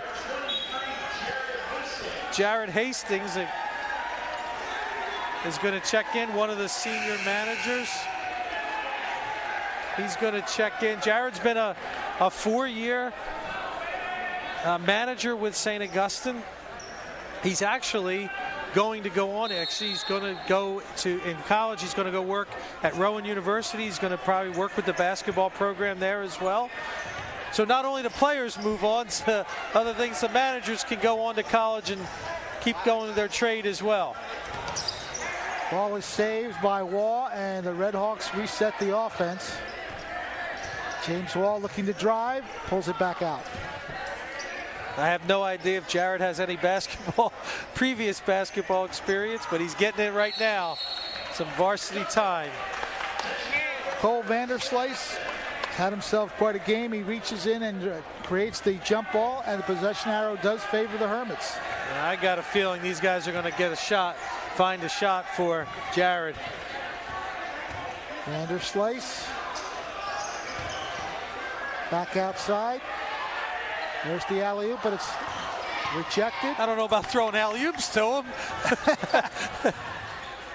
From the right side, that one goes in.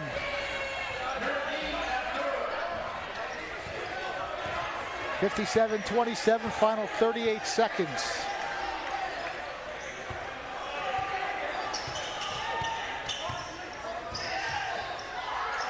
Again, they try to get the ball inside. It does not work.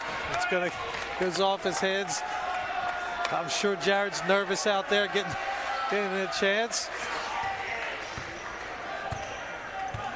Final 25 seconds of period 3. Jameer Williams with the dribble far outside, looking to go. Nice pass. But they swing it back out to the left. Wall through the base, through the paint, gets his own rebound and is fouled. Shot won't go, but he will go to the free throw line.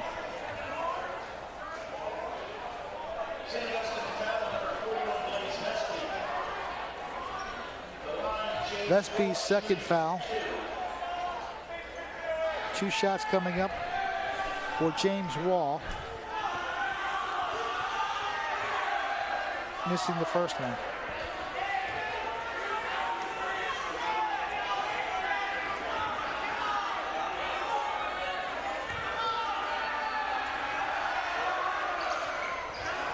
Oh for 2, turnaround shot. What a nice touch that was. Nice follow there off the missed foul shot.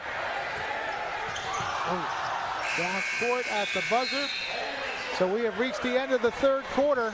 St. Augustine enjoying a very fine seniors night, leading 57-29 over the ACIT Red Hawks. Just 8 more minutes and senior night will be a big celebration.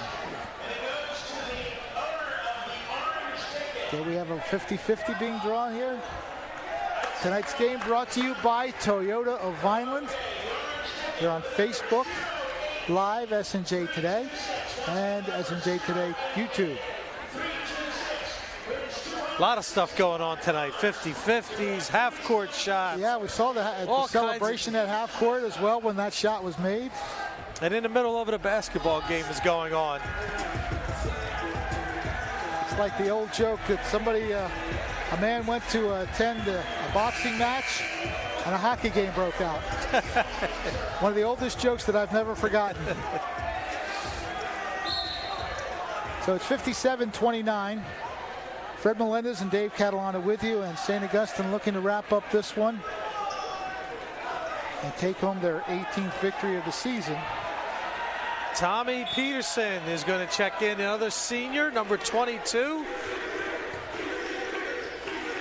And the fans love it. And he's out there with Stoll and Hargis. They're going to find a shot for him, I can guarantee you that. Long range 3 off the rim. Battle for the rebound, taken down by the Red Hawks. Looking to drive through, and Stoll is guilty of the foul. Royster will go to the line for 2.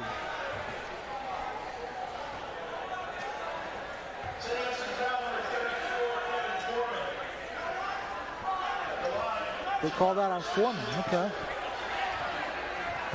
Somehow Foreman's laughing. Yeah. There you go. Everyone else knew it. Willie just had the number wrong.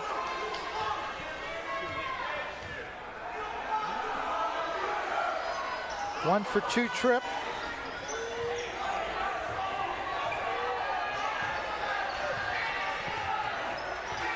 They're going to set a screen here, and they do. Passing it around outside, Hargis. Oh, he's open. In the hands of Foreman. Oh, again, trying to reach inside, doesn't work. Wall saves it from being stolen. 3-point shot from this side off the back rim. Travis Stoll collects the rebound. Stoll goes into the corner. A 3-pointer if it goes. It certainly did. Rusher. Joe Rusher from the corner. His second bucket of the game. Now they try it this way. And a rebound. You know that made the Rowdies happy. And unfortunately, not 1-and-1 yet, but nice rebound. But there's some hustle for you. Tommy Peterson with the rebound. Gets the foul call. And he is now officially in the game with a rebound. Except there's nobody to keep the stats because all the managers are playing. There you go. He's going to tee up the three. Short. That would have been an explosion had that gone in. Meanwhile, Wall comes back the other way and gets the crawl off the rim to drop. Oh, the whole place would have erupted if that went in. Yep.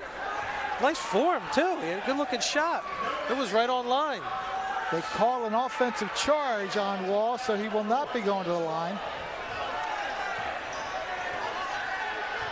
Travis Stoll gives it to Foreman. Alley-oop pass out of bounds.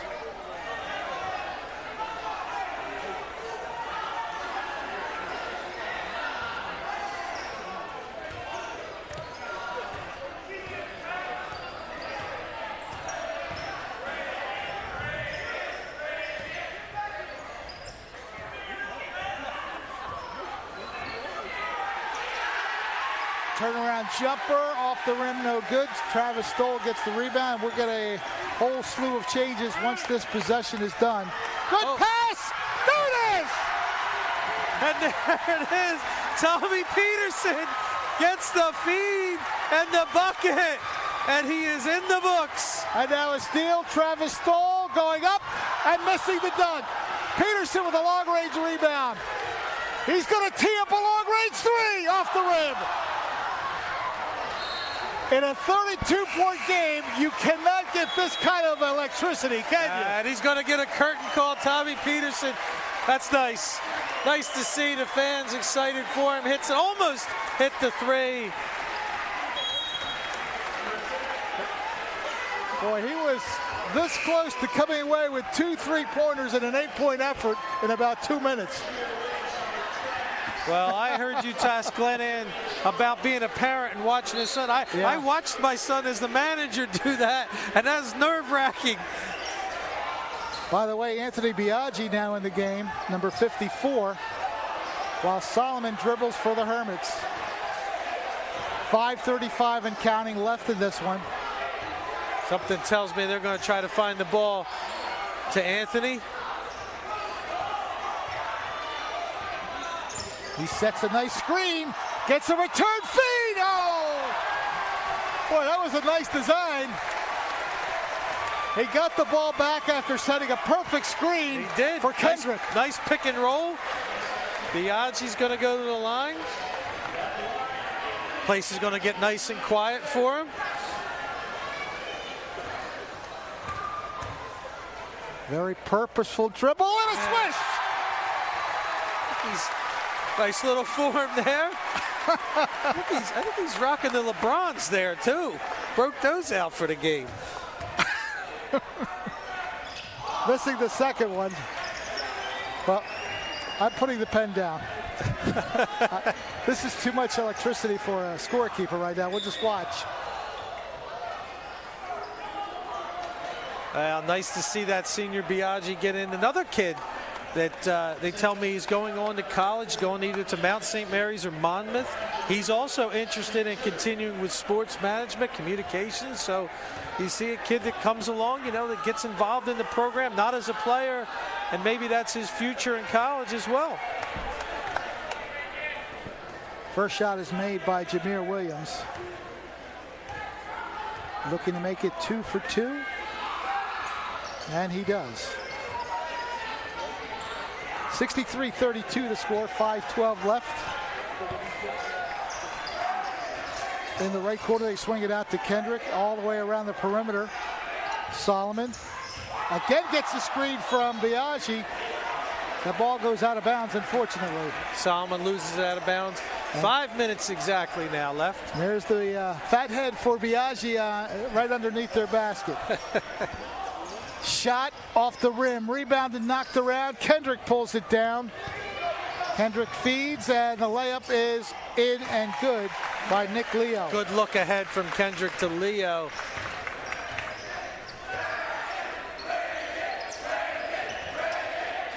Not sure who they're calling for. Biaggi gets a steal. Sends away Vespi. Leo, reverse layup. That was sweet. Nice push by the Hermits there. Three-pointer off the rim. Kendrick skies for the rebound. Has Solomon breaking to his left. Decides to go all the way in, and it draws the foul.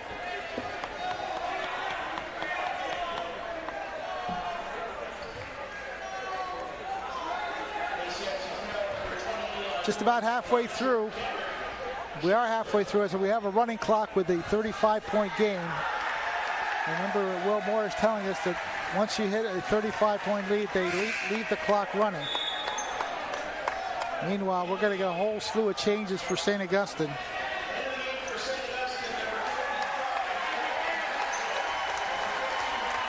Enjoy the moment, because senior night featuring an entire clearing of the bench. Brendan Westcott is in the game. John Horner, and number 55 is Reagan Bassel. Okay. So the Red Hawks bring the ball up court with 3:15 left. Jameer Williams, long range three taken off the front rim. Caesar gets the rebound, looks to put it back up, drives through, off the glass and in. Nice move. McRude Jerry Caesar with that lay-in. Oda hands off. They work the perimeter.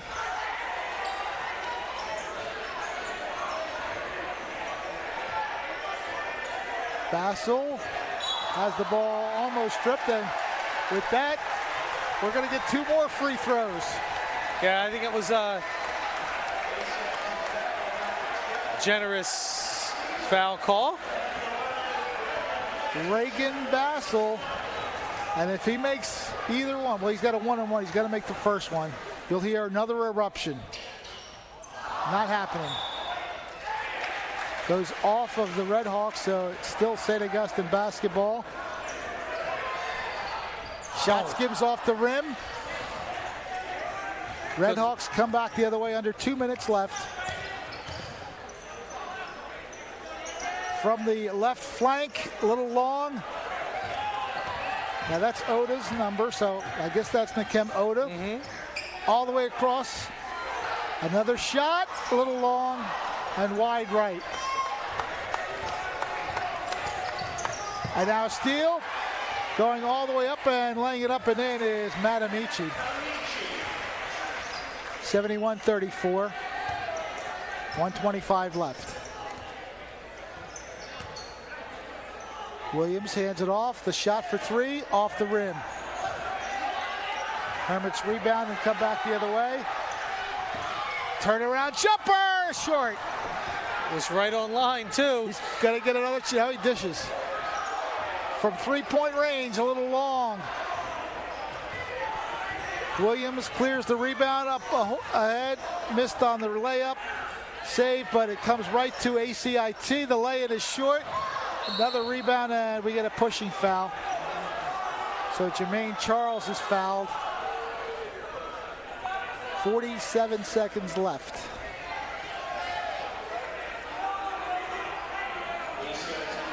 Fred, you got one of those red, white, and blue jackets that the guy in the front of the Rowdies is wearing?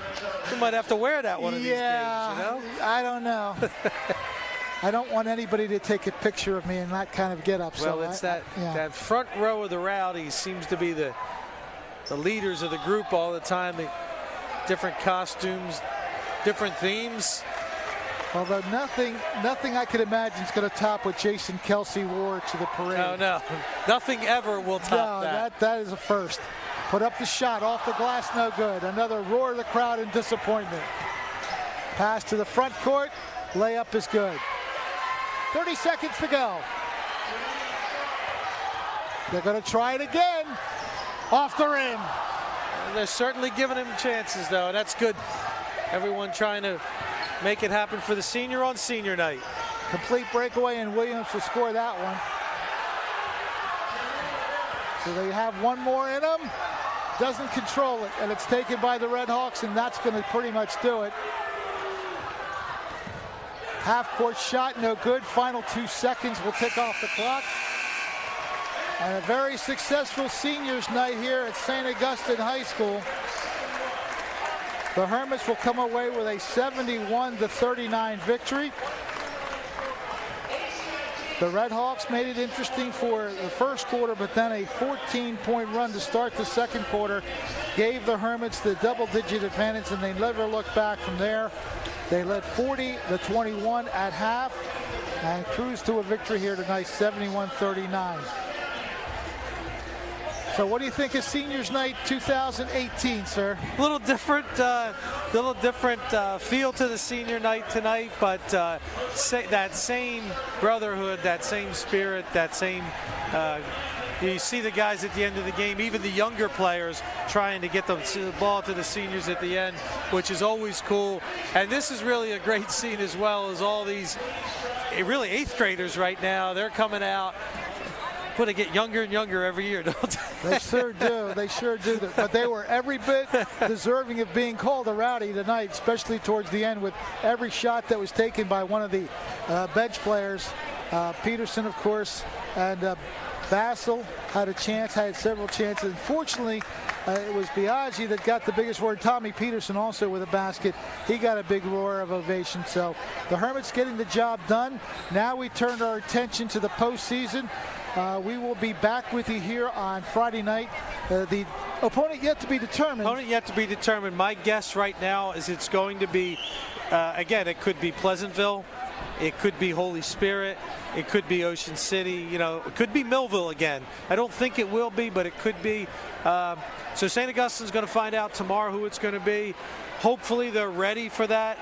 They get that game Friday night and then move on to the following week if they get by the first one. But you get to that playoff mode, survive and advance. That's right. One and done, if you will. So it's always that extra adrenaline that flows when you know that you have to win to move on. And as you mentioned, 3 straight conference championships. They're not looking to give up that crown anytime soon. So you know they're going to come out and play as hard as they can. Now, they only played Wildwood Catholic once this year? Correct. Just the one time against Wildwood Catholic. At Wildwood Catholic, they're very, very tough to play down there. If they get Wildwood Catholic, it would be at the neutral site of Apsigami, big court. I think that will favor St. Augustine at least a little more than playing at Wildwood Catholic, for sure. But we'll see. Got to get by that first one on Friday night. All right. Looking forward to it, too. Exciting playoff basketball. Well, we want to again thank our sponsor, Toyota of Vineland, for allowing us to bring you this basketball game here on SNJ Today, Facebook Live, and YouTube Live. Always a pleasure to bring you Hermits basketball on these particular 2 outlets. Our crew tonight, as always, Ryan Schumacher, our producer, Charles Hope and Joe Coffin, our 2 camera guys, and on the graphics, all those fine colors and numbers that you see on the board there provided by James Mooney, all the keys to the game and whatnot. All of these guys do a great job in the background, but we want to make sure that they get some acknowledgement for the job they do.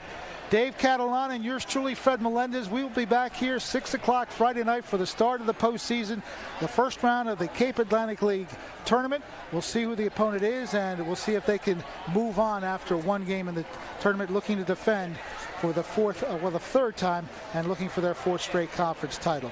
Our final again tonight, St. Augustine defeats ACIT 71-39, a very successful senior night. We hope you enjoyed it. We'll see you on Friday night.